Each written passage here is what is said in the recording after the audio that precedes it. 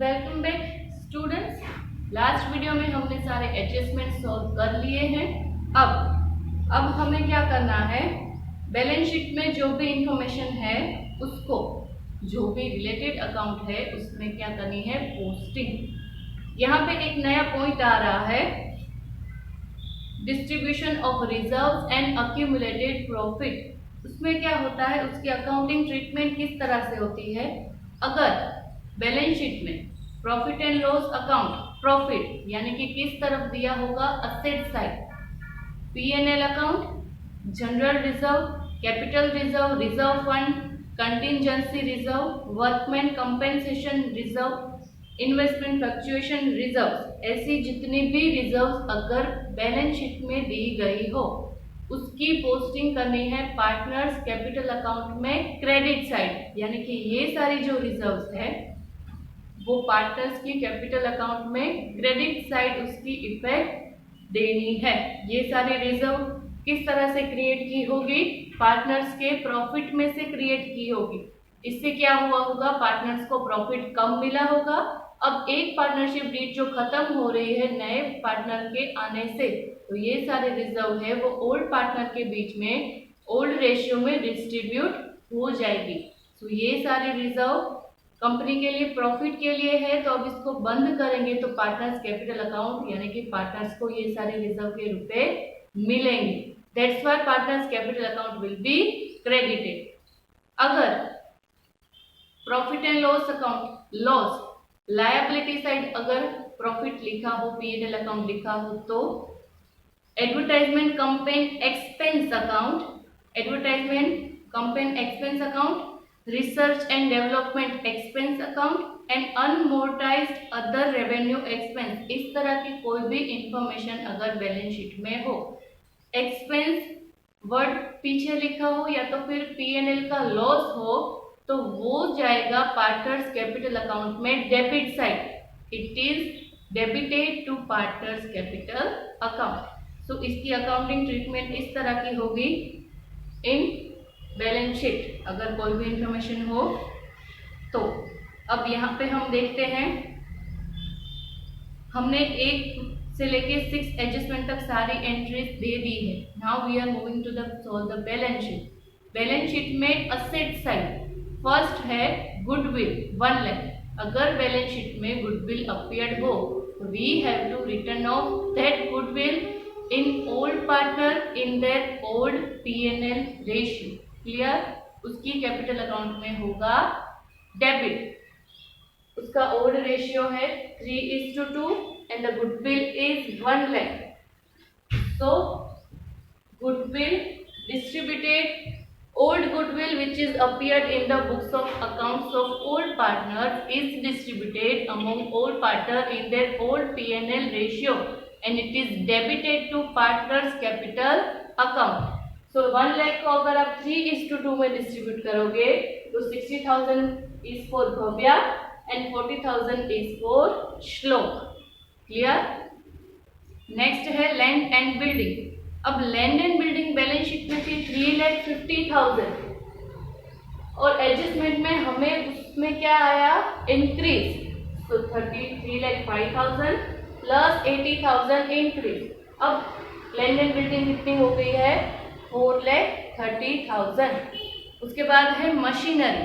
Machinery balance sheet में थी 2 लाख, फिर हमने उसको रिड्यूस किया बाय 40,000। अब कितनी है मार्केट वैल्यू उसकी, 1,60,000। उसके बाद है स्टॉक। स्टॉक में कुछ चेंज नहीं है, as it is stock is 1,80,000।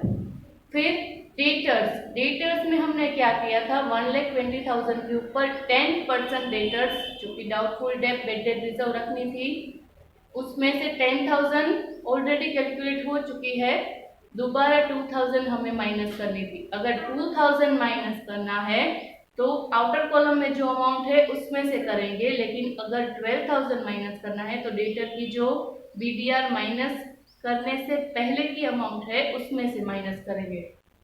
Debtor 1,20,000 minus BDR bed date reserve 12,000 and outer column में 1,08,000। अगर आप 1,10,000 में से 2,000 माइनस करोगे तो भी आंसर सेम आएगा, 1,08,000 in the outer column. Next is investment. Investment में कुछ चेंजेस नहीं है, तो इन्वेस्टमेंट एज इट इज 20,000। उसके बाद है कैश एंड बैंक। हम यहाँ पे कैश बैंक अलग बना रहे हैं, cash and bank account, cash and bank account, और जो बैलेंस शीट में जो भी है उसकी ओपनिंग बैलेंस होगी। Balance brought forward 50,000। उसके बाद है एडवर्टाइजमेंट कंपेन एक्सपेंडिचर। अब एक्सपेंस मैंने जैसा कि बोला, it is debited to partners capital account in their old P&L ratio. So यहाँ पे है 10,000, सो हम एडवर्टाइजमेंट कंपेन एक्सपेंस करेंगे debit, the amount is 10,000 and distributed 3:2 ratio 6,000 and 4,000। उसके बाद लायबिलिटी साइड अगर हम आते हैं तो सबसे पहले है capital of Bhavya and Shloka 4 lakh and 3 lakh, the opening balance of both partner. उसके बाद है general reserve. General reserve distribute करनी है ओल्ड पार्टनर के बीच में in their old P&L ratio and it is credited to partners capital account. General reserve है 90,000 bye general reserve. 90,000 को अगर आप 3:2 में डिस्ट्रीब्यूट करोगे तो भव्या की कॉलम में आएगा 54,000 एंड श्लोक की कॉलम में आएगा 36,000। उसके बाद है workman compensation reserve. This is also credited to partners capital account.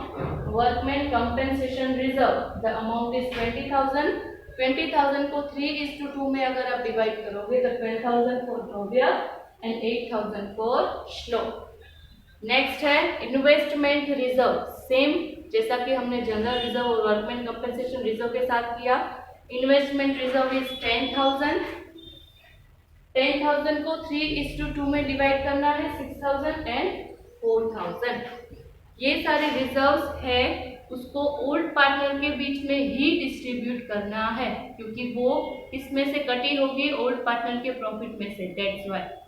अब कैश अकाउंट हमने जो बनाया है वो 50,000 उसकी ओपनिंग बैलेंस थी। फिर आयुष कैपिटल लेके आया 5,000 इन कैश, तो कैश इंक्रीज हुई तो यहाँ पे कैश अकाउंट में same effect debit side plus करनी है इसलिए। उसके बाद है प्रीमियम फॉर गुडविल 1 लाख, तो वो भी सेम साइड।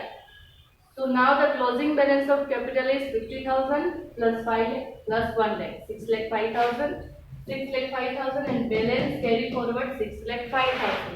अब हम यहाँ पे कैश की बैलेंस कितनी लिखेंगे? By cash. यहाँ पे बैलेंस शीट में कैश एंड बैंक 6,05,000।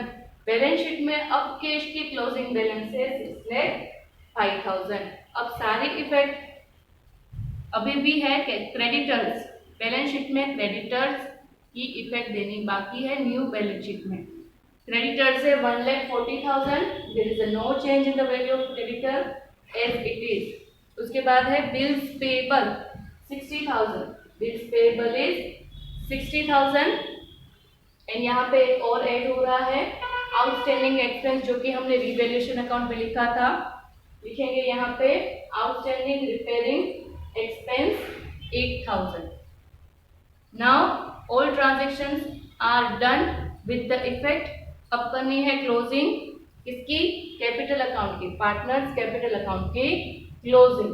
सबसे पहले क्रेडिट साइड का टोटल करेंगे तो आएगा भव्या की कॉलम का टोटल 5,40,000, श्लोक की कॉलम का टोटल 4,10,000 एंड आयुष की कॉलम का टोटल आएगा 5 lakh. Same total will be applied here. उसके बाद फाइंड करना है डिफरेंस 5,40,000 माइनस 60,000 माइनस 6,000।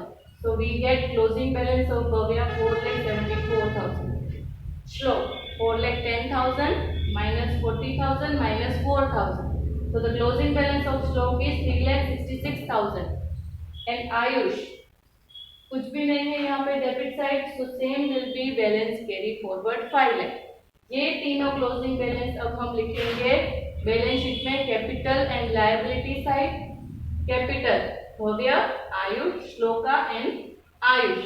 भव्या की क्लोजिंग कैपिटल है 4,74,000, श्लोक की है 3,66,000 एंड आयुष की क्लोजिंग कैपिटल है 5। Total will B 13,40,000।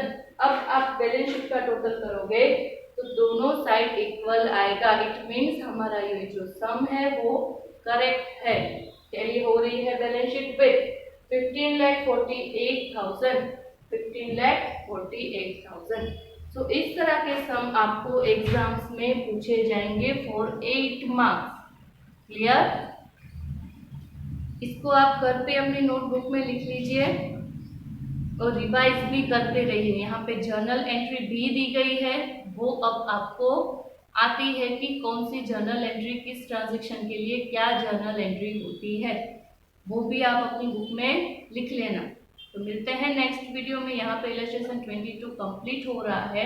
I hope कि ये आपको समझ में आ गया है। ऐसे जैसे जैसे हम ऐसे सम करते जाएंगे हमारे माइंड में सारी इफेक्ट क्लियर होती जाएगी, कौन सी इफेक्ट कहाँ पे किस साइड देनी है। ये फर्स्ट है, आगे और हम प्रैक्टिस करेंगे तो हमें ये सम करने, आपको ये सम करने आ जाएंगे। मिलते हैं नेक्स्ट वीडियो में विद नेक्स्ट इलस्ट्रेशन।